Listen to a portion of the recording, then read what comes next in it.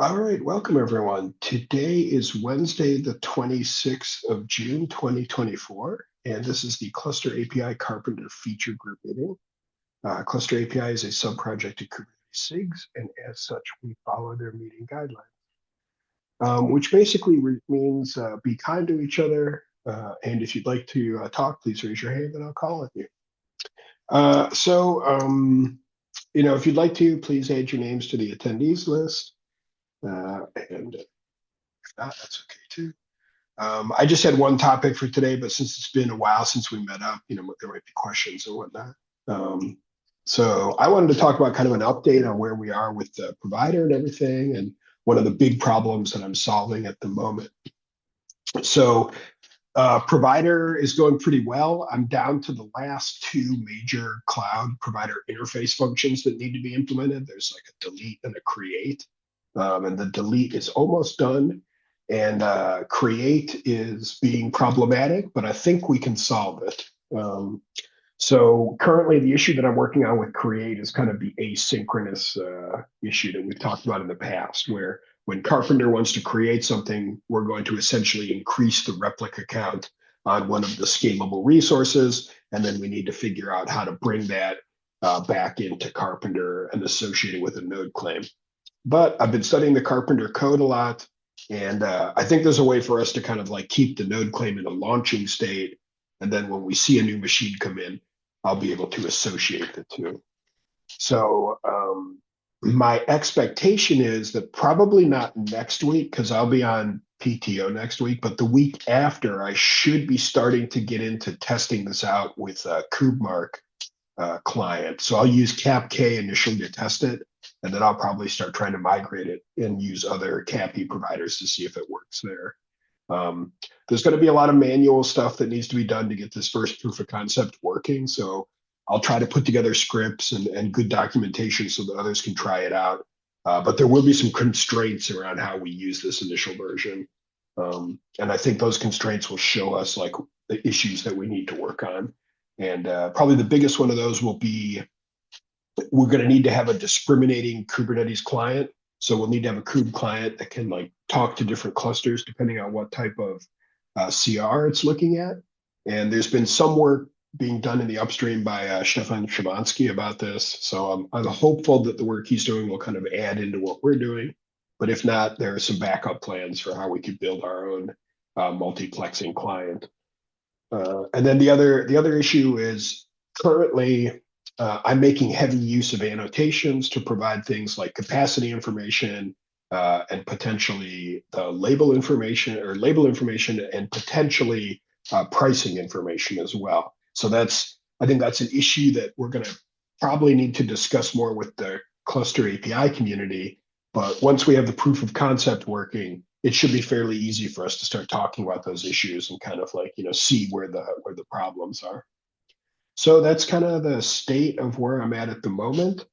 And I've had a number of people reach out to me on Slack, kind of asking about different options and how they can get involved. So I think my hope is that within the next maybe 3 weeks, we can start really opening it up and getting some issues going and getting people working on things.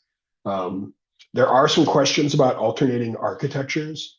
I've had users reach out to me about the ownerless machine option that we talked about. There are some users who are interested in that. So I think that's a discussion we have to have with the cluster API community. And then I've also had users reach out to me about, could we have a type of provider that integrates some of the other, specific provider code into ours? So could we use pieces of the AWS provider to get things like instance types or whatnot? Could we use the Azure provider in the same way? I'm not really sure where we're at with that yet, but I think it's another good topic for discussion in the community. So anyways, I'll take a break here and see if anybody has questions or comments or things they want to add.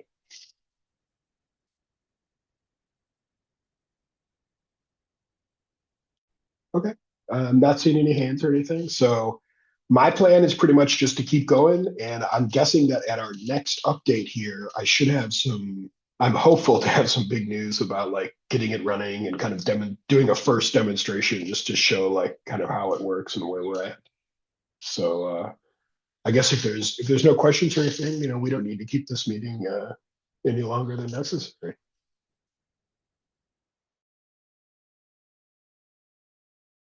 Just one question on the create with the async issue.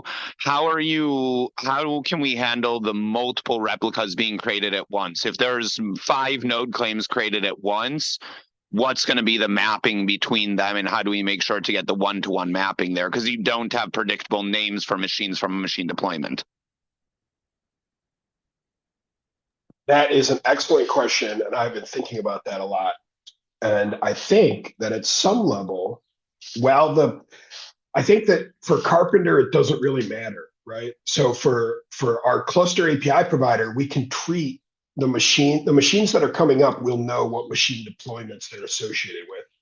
And we don't necessarily need to have a one-to-one within the machine deployment. So the way I'm modeling this now is that when a node claim comes in, we identify what machine deployment we would like that node to come from.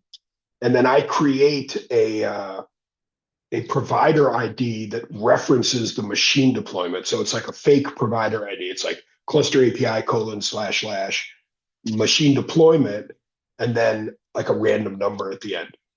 And so when we're reconciling machines and we see a new machine arrive, one that is not yet owned by Karpenter or not yet a node pool member, and we see that it's owned by a machine deployment, and we can locate a node claim that has that machine deployment in its provider ID, then at that point, we mark the machine as owned by or participating in the Karpenter node pool. We take its provider ID and we update the node claim with its provider ID, and then it's kind of done deal at that point. And so if we see another machine show up, we do the same operation.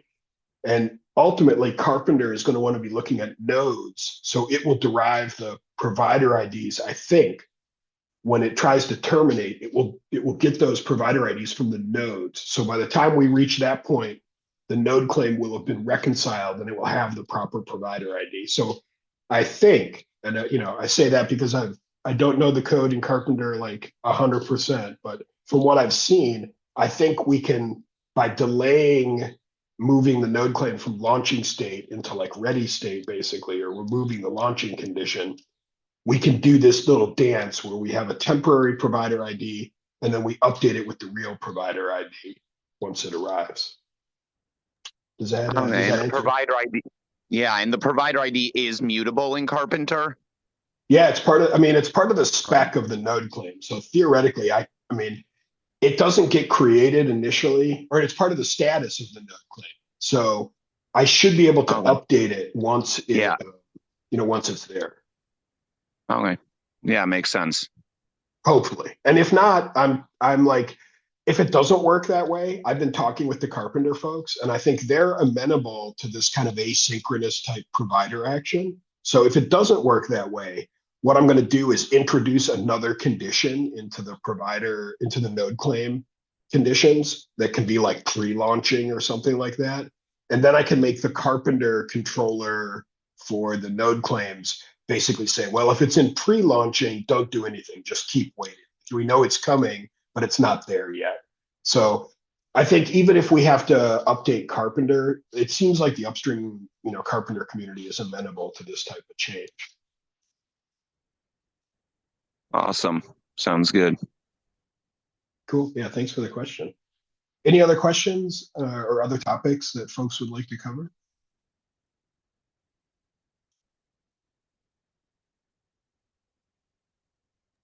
And just with the delete as well, because Karpenter does specifically note which machines to delete, are you basically then orchestrating in the controller the adding of the annotation of which machine to delete and then lowering the replica counts? Yeah. In Cappy? Yeah, exactly. What I'm trying to do right now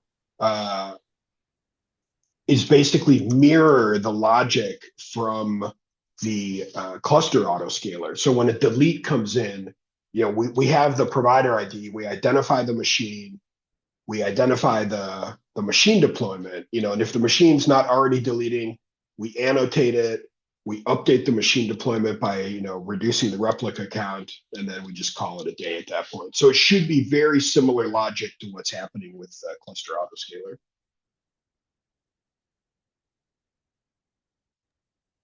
Sounds good. Very cool. I'm just making some notes here. Any other questions or any other topics?